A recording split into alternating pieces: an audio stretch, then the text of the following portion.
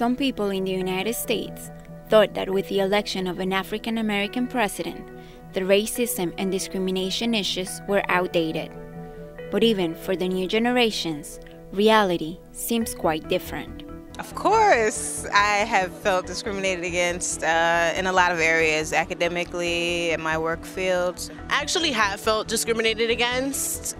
I used to live upstate and I got into so many fights during my freshman year just because there was a whole bunch of Caucasian people and they, I guess, weren't used to seeing brown folk. And they just, yeah, it wasn't cool. Besides the lack of tolerance on some sectors of the population, the issue is also visible at the institution level. When you look at school suspensions, Black students are suspended 3 times as much as white students for the same infractions in public schools.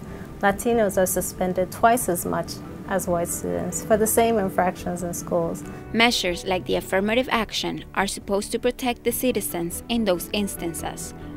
But when the country faces an economic crisis, race and gender show up again as discrimination factors. For example, your name, whether your name is ethnic sounding or not, has a big impact on whether or not an employer will call you in for an interview. So they've had studies that show that if you're a woman named Lakeisha, I believe it's 50 times less likely to be called for an interview than if your name is Emily.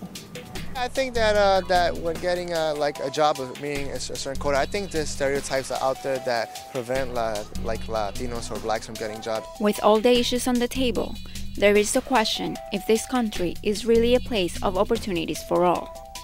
And if not, what can be done in order to improve the situation? It always depends on who's on top. You know, that person might discriminate against you and might feel like you don't deserve this because of you are of a certain race. So all I can say is, try to be successful, try to make sure that you do the right thing and that you treat everyone equally.